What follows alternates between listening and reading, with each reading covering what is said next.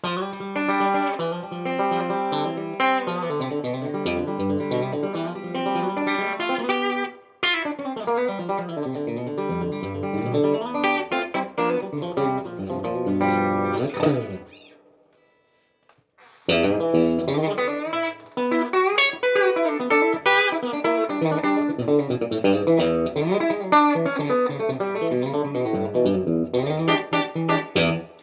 right, howdy friends. Guthrie Trapp here, coming to you from my room in East Nashville here in Tennessee. Guys, you know what? It's been really hard to stay to this Monday, Wednesday, Friday schedule. The past couple weeks have been pretty crazy. So I wanted to get back to it here. I'm going to try to stick to this come hell or high water, doing a video on Monday, Wednesday, and Friday. I really want to try to stick to this, but sometimes it just is impossible. Anyway, lots of good stuff coming up. Please check out the African Safari, the Artist Works giveaway. I got to promote some stuff to keep the wine and food on the table. And also, I got to say this too, without sounding like a broken record. Try not to sound like a broken record, but thank you so much for the support. It does mean a lot. I really try to follow up to everybody that comments with at least a thank you personally. Sometimes I can't get into a long response just due to time constraints, but I do like to try to respond to everybody personally. And if I haven't, I will get to you. And so, man, I just really appreciate it. I mean, the support is everything. I mean, you know, out of all these hundreds and hundreds of positive comments, there might be one that's a little discouraging, but man, it'd be crazy to let that get to you. So you just can't do it. But man, that keeps me wanting to do this. The fact that people are enjoying this and really want to learn, just amazing. So check out the links below, of course. I got to say that. The website, the music, Artist Works, which is, I mean, that's the best, you know. And then the private lessons as well. The thing about the private lessons that I'd like to stress is these YouTube videos are just, I do them on my iPhone. They're quick, they're spontaneous, they're meant to be fun and not meant to be an online curriculum. But the Artist Works thing is, the thing about the YouTube videos is, you know, there's a lot of people out there on YouTube, and I'm just trying to throw some stuff out there to help a little bit.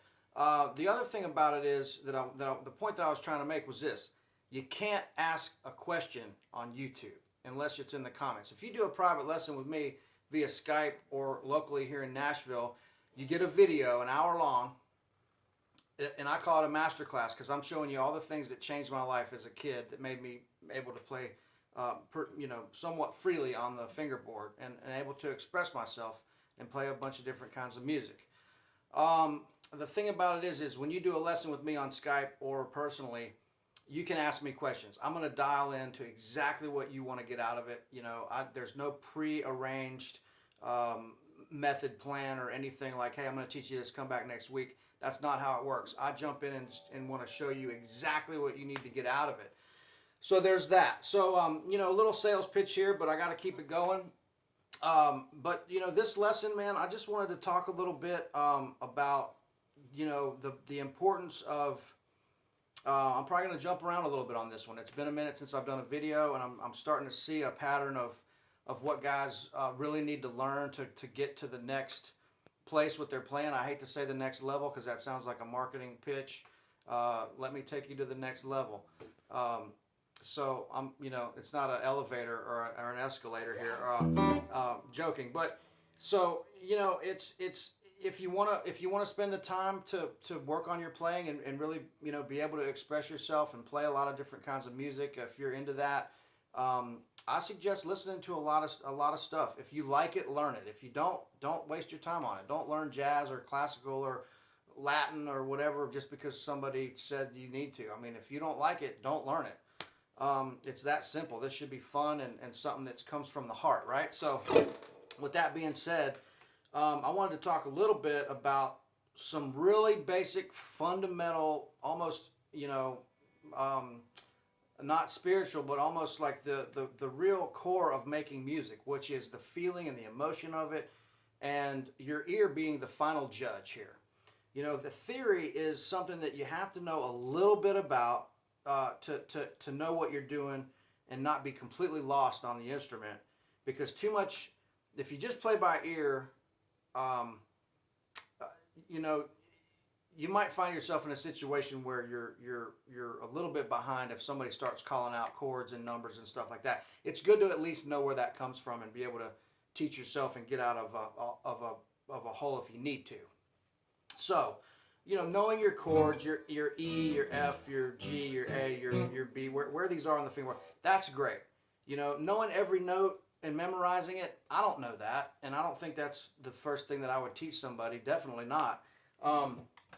But, you know, knowing where your chord tones are, you've heard me say this a million times, and the reason why I do is because it's very important. So anything you can do to take these big chords and just break them down into the triads. Those are your notes, right? Those are the key notes that you're going to be relying on. You know, from the chord, you have the arpeggio. 1, 3, 5, 1, 5, 3, 1. From that arpeggio, you have the pentatonic. From the pentatonic, you have the scale. Those are the levels of information that you're given for that chord, the major chord. So if I play this major chord, those notes in that scale, you know, they're going to work in this chord. Now, how I land on those and phrase those, that's where the real musicality part of this comes in.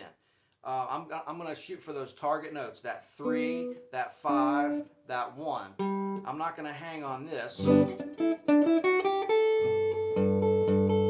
mean, you know, that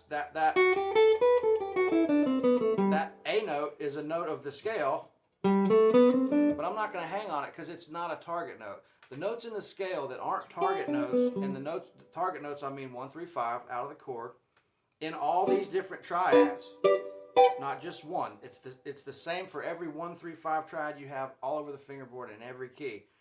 Those are the notes you want to target. So if it's 1, 3, 5 in major, it's flat 3, 5, 1 in minor. So when you learn this major chord, you really don't have to go back and learn minor and flat 7 and or blues dominant 7 or major 7. You really know it. If you learn major really well, you're just moving one note around to get these other basic chords. So you've heard me say this before. If I have a triad, if I move the 1 back a half step, that gives me major 7. If I move it back a whole step, in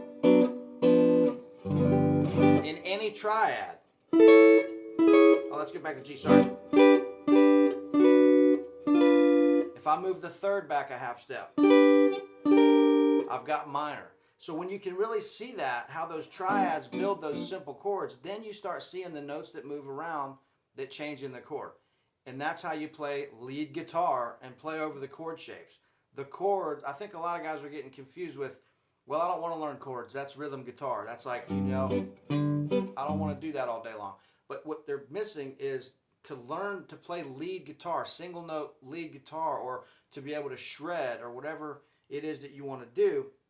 You have to know this, or you're going to be lost for years and years and years. If you learn this and spend a month or a week doing it, you're going to be a better musician and a better guitar player. It's your ear that is the final judge here. It's not what scale works over what chord, because in a million different musical situations, that scale might not work over that chord. It might not sound right. You start sounding like you're just playing scales if you're just playing scales. You have to get out of it and start really learning what the end goal is with all this stuff, is to make music. I mean, you know, if you're playing this,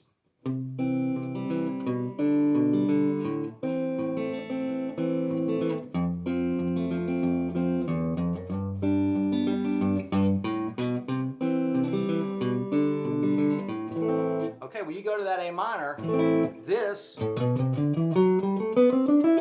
that note of that A minor scale is not going to work because you're playing out of C. C major is your tonal backdrop, your foundation. So when I go to that A minor,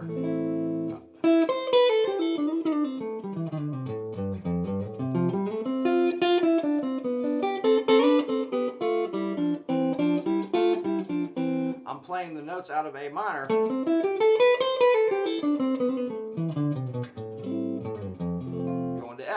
I'm not going to play this note though. You know, that note's not in the C scale, so it doesn't work. If I'm playing A minor and it's an A minor foundation, where if I walk into a bar and somebody's playing this, and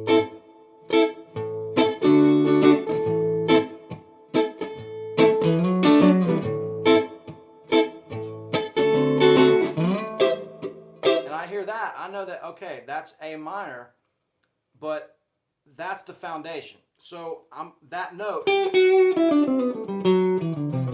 that 6th note might work, and it will really work well if you're going to the 4 dominant 7 or the 4-9, or that's like this, because you're only changing one note. So when you start seeing these little things and how they're moving around, you really start, your ear really starts hearing what fits and what doesn't. So I recommend really looking at these, looking at the major chords and really getting in your ear the difference between major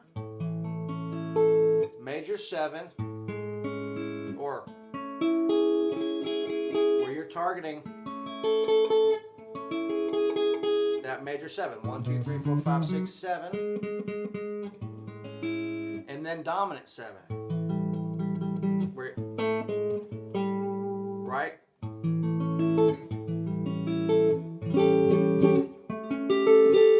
Which works over that is I take the major scale and I change that note to where the note goes in the chord. So my rule is the note that changes in the chord, whatever that might be, those are the notes you target with your lead playing. And that's what makes it sound like you're playing over the chords, because you actually are. You're playing the notes right out of this chord. A lot of the times I'll arpeggiate right up the just literal notes of the chord.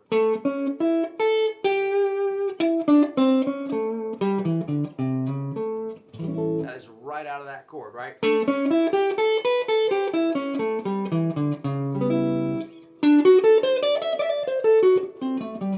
Right?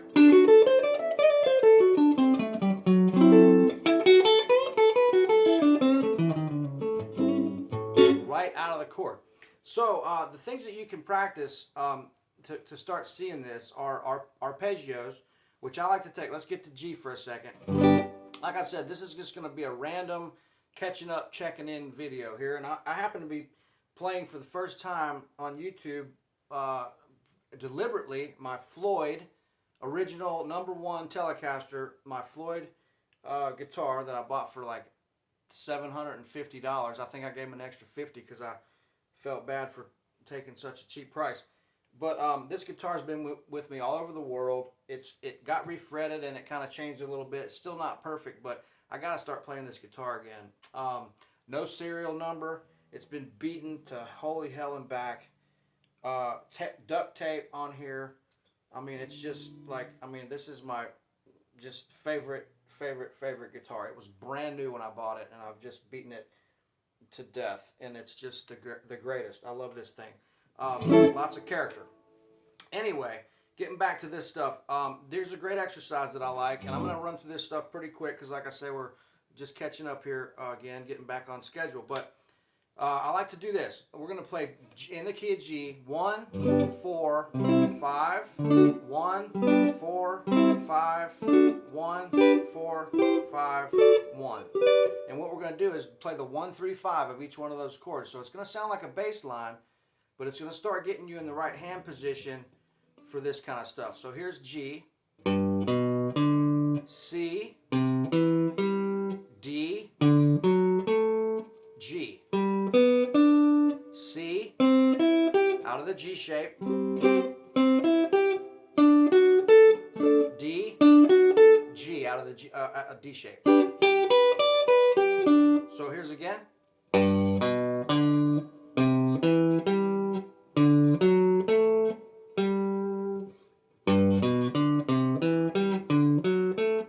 Now in these positions, I'm cueing off with my middle finger, my second finger, because that puts me in this position right? I'm in the big bar chord shapes. It's really putting me in that position to be able to play, or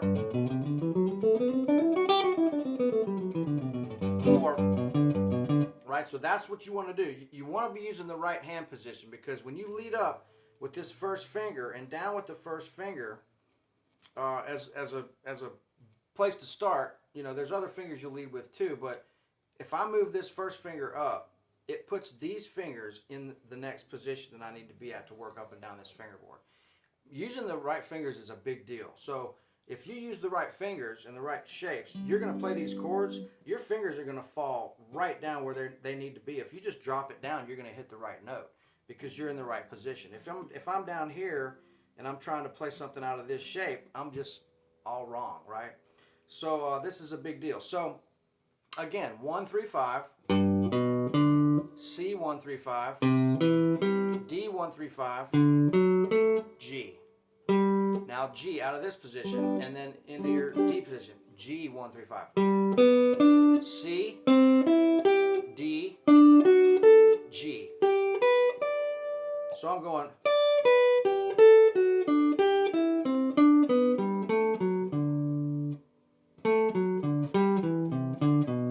Anything you can do to break those up. So that's just huge. So little video there on this stuff, just like I said, kind of getting caught back up, and man, it's been a whirlwind trying to keep up with everything that I'm doing. Played some cool gigs here with Sean Camp. If you hadn't checked him out, check out one of the greatest songwriters in the world. I've been playing with him for 15 years. Just if you want to know what the true definition of Americana music is and great songwriting, check out Sean Camp. A true legend, Grammy winner here in Nashville, just been around for a long time. Great instrumentalist and singer, and ultimately songwriter, and has had tons of commercial success. But his music that he writes that we get to play is just amazing. Got some stuff coming up with John Oates in November and into the winter, more touring and some videos and stuff with him. And yeah, man, just keeping all this stuff going. Let me know if you want to do a private lesson. Email me at bookings@GuthrieTrapp.com. I need to start thanking some of these endorsing people that I've been using for a long time. Jayco Straps, the best. These guys right here. It's JAYK Company, JK Company Straps, and they're great.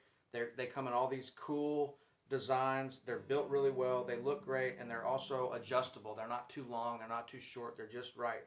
And these guys are the best. Diodario strings, which I've been using for a long time. Vox amplifiers, which eventually we'll do some videos with the Vox stuff up here. Just some stuff. G7th capos. There's a lot of stuff that I'm missing. People that have helped me out. If you're in Nashville and you need a pedal board done, check out Exact Tone Solutions. Just trying to throw a bunch of stuff your way on this video, folks. Nothing too specific. And I might even post another video of like an outtake of one of just like some outtakes of me playing with mistakes and everything, just so you can see how I kind of might approach taking an idea and developing it, right? But the ear is the ultimate law, and so my ending statement on this video is learn enough little theory, 1 3 5s, flat 7s, major, minor chords. Really get that in your head, the difference between major, minor. The pentatonic doesn't work over everything. You're going to have to get a little bit more into, using some scale tones and what really works over these different chords. So don't overthink it. Don't underthink it. Use your ear. Know a little bit of theory to where you're not completely in the dark, but at the end of the day, the ear training is the most important part. At the end of the day, that's what we're doing. We're listening to music and we're making music. All right, friends, thanks so much. I'll be back on Monday with more of a plan and some good stuff. In the meantime, have a great weekend, and I will see y'all real soon. All right, thanks a lot. See ya.